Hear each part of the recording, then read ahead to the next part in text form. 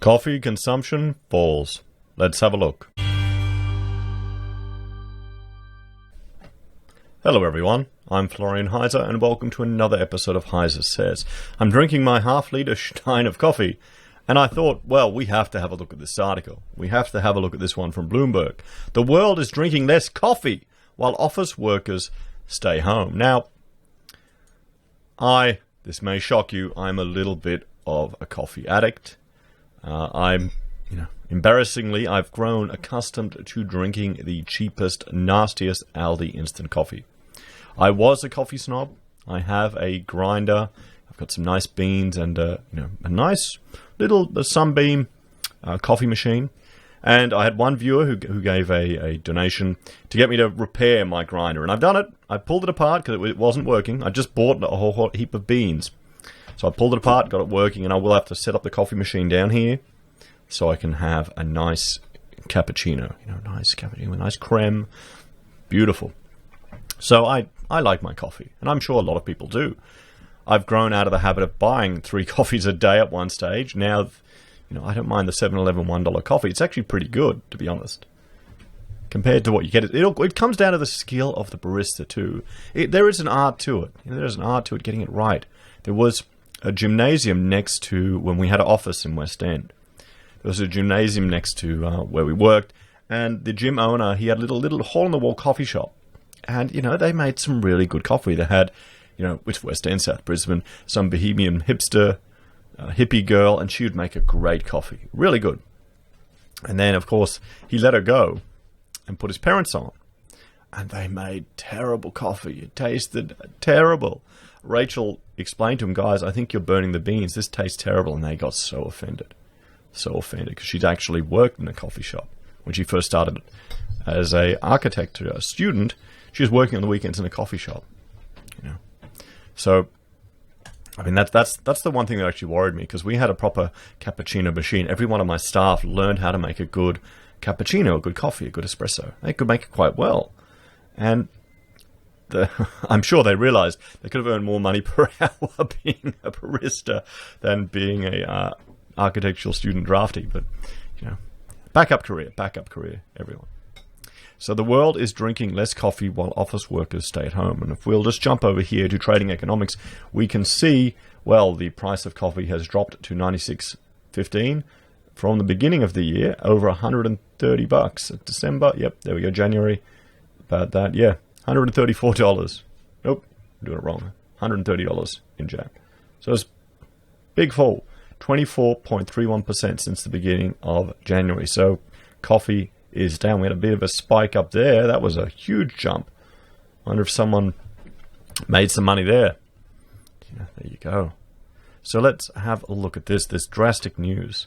And actually, before we go through the article, we'll jump over here and have a look at the Observatory of Economic Complexity to learn a little bit about coffee, to learn about the product coffee. So, world trade in coffee is $30.9 billion. It's 121st out of 1,225th in the world. So it's a big product. And the top exporter is Brazil at $4.52 billion. And the top importer is the United States at $5.53. Even though the United States have their Starbucks coffee, This if you're not familiar, Australia actually has quite a espresso culture over here.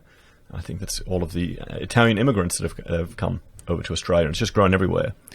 I live in the Chinese part of Brisbane, the old Chinese suburb, and you can't get a good coffee.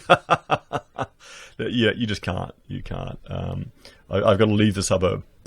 Hence why I've discovered 7-Eleven coffees. There's no real, nice espresso coffee shop I can go out to. Maybe that's why I've become accustomed to instant, guys, because it's better than some of the stuff you get in the shops. I remember the first time we moved here, I went to a local cake shop the neighbours told us about, and it was terrible. The coffee was terrible.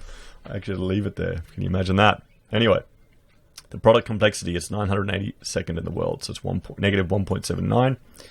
So export growth has gone up. The mean tariff, so there's a lot of tariffs on coffee, and share of the world trade is 0.17. So in 2018, coffee was the world's 121st most traded product with a total trade of 30.9 billion. So the coffee trade export grew from 17 to 18. And here we go. The biggest top exporter was Brazil, Vietnam, and then Germany. Germany is the third biggest coffee exporter. Then Colombia and Switzerland. So do you think Germany is exporting manufactured coffee? Or maybe iced coffee? So the top exporter was Brazil. You can see, then you've got Germany. You've got Italy. Where is Australia? Oh boy. We're here. We've got 0.086% of the world, $26.6 million. We're not a big player in the global coffee trade. Sure, we have some boutique coffee farms, but you know, we're not really up there. Importers of coffee, we are 471 million, so we're 1.52% of the world's coffee imports. You've got the US as number one, then Germany, Italy, and France. So I'm assuming they're importing it and exporting it back. So here's the market dynamics. So you can see, what are we looking at here? Imports where it grew and exporters of coffee where it grew. So Germany's gone up, Switzerland's gone up, Brazil's gone down by a big chunk. Where's Australia? Are we even on? We even on here? No, we can't even. We don't even rank. Here we go. Oh, our coffee consumption declined. Remember, this is before this article we're looking at. And let's look at the market concentration here. You can see, there you go. Colombia, Brazil, Germany, Indonesia, Vietnam. Share of coffee exports. Net trade. We can load that up. So, well, yeah, coffee. US are in a coffee deficit. You can see which countries are exporting more than they're importing, which is quite interesting.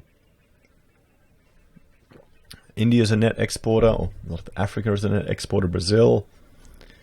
And forecasts. So they're forecasting for coffee to continue to grow. But it looks like, well, there's been a cultural shift. More people are working from home, which you'd think you'd need more coffee, wouldn't you? So here we go. Let's have a look at some tariff data.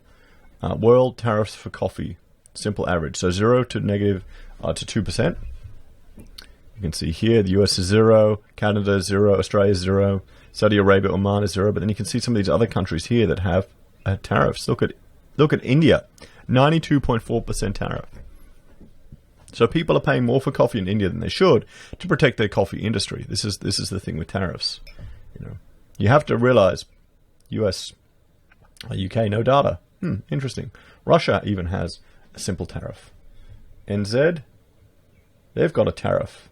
Wow, are they even exporting any there? It'd be too cold, wouldn't it? Probably just making money on it. We can look at the product complexity. And we can see here. Oh, okay, so here's the different countries. Relatedness versus the country complexity.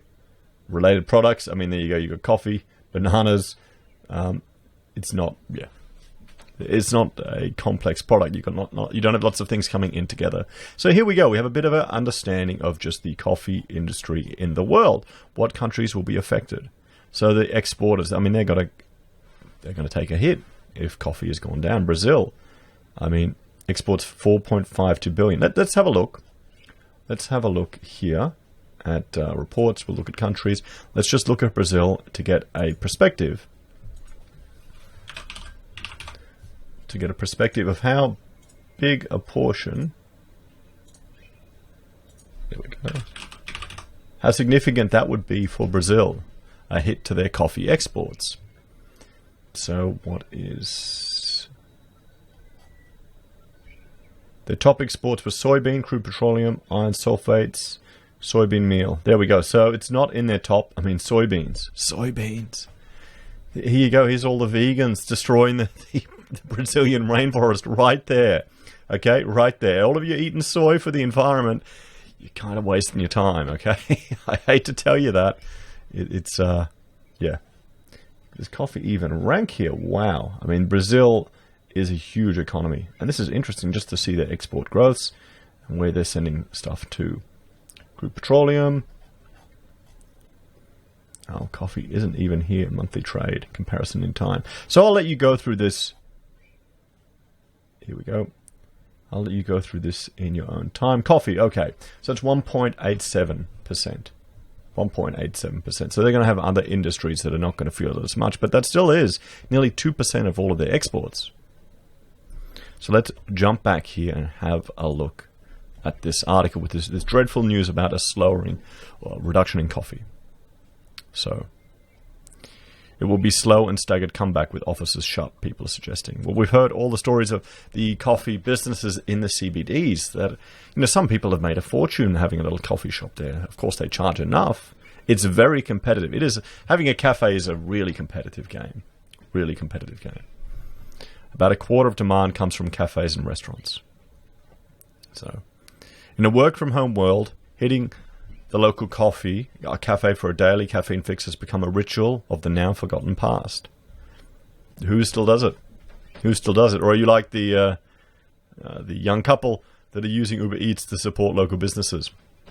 And no matter how much kitchen brewing consumers take up, they just can't seem to make up for the demand blow. Come on, guys, we've got to... With that, I'll have a shot of coffee here. Global coffee consumption is set to fall this year for the first time since 2011, the US Department of Agriculture predicts. That's even with a huge surge in bean buying at the grocery store amid pantry loading. Shutdowns for cafes and restaurants, which typically account for about 25% of demand, were overwhelming, and it could be a while before things pick up again. The disappearance of cafe culture is happening in every major region. Researcher Maxa Spectron estimates globally more than 95% of out-of-home market was shuttered at some point during the pandemic. It's the latest cruel twist of the illness, which has ripped so much away from people that not even the simple pleasure of lingering over a latte is safe. I mean, they're right there. When you can see here just the cases that are being reported. For notes, a coffee shop chain in London, restrictions are easing in the city, but most of its 10 cafes that cater to office workers remain closed. And there we go. We're going to see that. We're going to see that pattern here in Australia. It will be a slow and staggered comeback for us, as a lot of the offices in London are not coming back on until after summer, and some may even open only next year, said co-founder Robert Robinson. Consumers have shown they're hesitant to dine out in droves again as the economies reopen. Well, here in Australia, we're hitting a recession, guys. That's a luxury. Eating out is a luxury. Okay? Some people don't seem to understand it's a luxury, but it is. Takeaway is a luxury. These are all luxury items. They're all going to cop a hit. They're all going to cop a hit. When people are getting so close to the bone, they can't even afford to pay their rent now. They've got no reserves. It's just not part of our culture anymore. Financial literacy isn't part of our culture. Some people need to learn it the hard way. Someone said in the comments, Florian, you don't understand how stupid people are. Such and such took a loan for a car, 54 grand, because interest rates are low. And sometimes you need to do stupid things to learn, and we've all done stupid things. Maybe this is just some people are learning the hard way. Maybe, it's sad. It's sad when you see someone else doing something stupid, particularly when you've done it, and they just need to go through it too. Coffee shops, which often depend on morning commuters and afternoon breakers, have been especially hard hit. Dunkin' Brands Group Incorporated has lost much of its breakfast crowd during the pandemic, while Starbucks Corp is retooling its model, rolling out a pickup store format that doesn't have any of the tables and chairs that traditionally made its cafes a popular hangout spot. If you feel like having a cappuccino, ordering it online doesn't really work, as coffee is all about the social aspect, said Robinson. A hobbled recovery for coffee demand could be devastating for the roughly 125 million globally that depend on the crop for their livelihood. Growers were already struggling through financial crises after years of bumper harvests sparked a prolonged bear market. Citigroup Inc. predicts that futures for Arabica beans could drop roughly 10% in the second half of the year to about 90 cents a pound, hovering near break-even costs. Meanwhile, the International Coffee Organization has warned of the dangers of child labor in producing regions as poverty increases for farmers. Brazil's Suplicy Café Especias, one of the country's largest cafe chains, was forced to postpone payments to farmers for cargoes that have already been delivered. Bloody. You got to feel sorry for that. You're not talking about... I mean, you're talking about farmers here who've already delivered the goods and aren't getting paid. Meanwhile, orders for new supplies will resume only gradually, Chief Executive Officer Felipe Braga said in a telephone interview. Simplicie operates 25 stores, the vast majority of which have been closed due to the pandemic restrictions since March. A handful reopened recently amid easing lockdown restrictions, but then were shuttered once again because not enough customers were coming through. Some of our franchising partners already warned us they will close permanently, he said. Still, some shop operators are taking steps to change their business model, which could help spark some rebound. Max Crowley's 2 bandit coffee shops in New York's Midtown and Chelsea neighborhoods remain on pause, hobbled by the closure of local offices. Meanwhile, he's just opened up a New Hampton location in the town of Southampton, an enclave where many New York City dwellers fled to at the peak of the pandemic, and where well-to-do residents spend summers. Manhattan traffic is still very light. The Hamptons is very busy. It makes sense for us. It's where many of our customers go, he said. There's some optimism the worst is over. Really? Really? Well, in Asia, the fastest growing market for coffee, consumption at restaurants and cafes is expected to recover in the second half of the year as many countries emerge from lockdown, according to Tan Heng Hong, APAC food and drink analyst at market research company Mintel, and the USDA also predicts a rebound in global demand next year. Still, a global second wave of infections could halt reopening plans.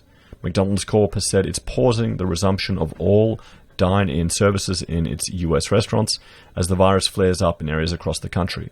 And even if stores open, fear of contagion could continue to keep customers away. Starbucks is operating about 95% of companies' U.S. stores, but comparable sales were down 43% in May. Plus, there's the economic downturn, which generally spurs consumers to trim their dining out expenses. Exactly. It's a luxury. Dalgona coffee sensation, a fluffy whipped beverage made from instant coffee that was popularized on social media, shows that consumers are trying to recreate the fun cafe experience at home instead.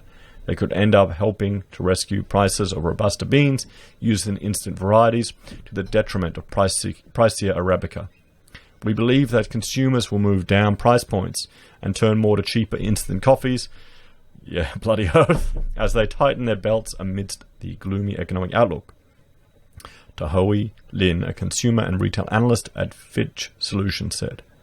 Consumers will continue to embrace homebrew and instant coffee, both because they will still avoid heading out to cafes and because it's generally a cheaper alternative. So there we have it, everyone. There we have it. Some overview of the coffee industry and some predictions in the future. Do you miss going out for your coffee? Are you a coffee addict as well? Do you like your morning on the work to coffee or your afternoon one? Or are you like me, have you become resilient to the instant coffee and like your $1 7-Eleven brands? As always, please let me know your thoughts and opinions in the comments below. Like, share, and subscribe to the channel. If you're a fan and want to support the content I create here, there are a few ways you can. You can join us on YouTube or Patreon. You can support us using our affiliate links at Amazon, eBay, Independent Reserve, or Kucoin. You can buy our merch from HeiseSays. You can support us using Gold Pass from the Perth Mint or via PayPal. Thanks, everyone. I'll see you next time.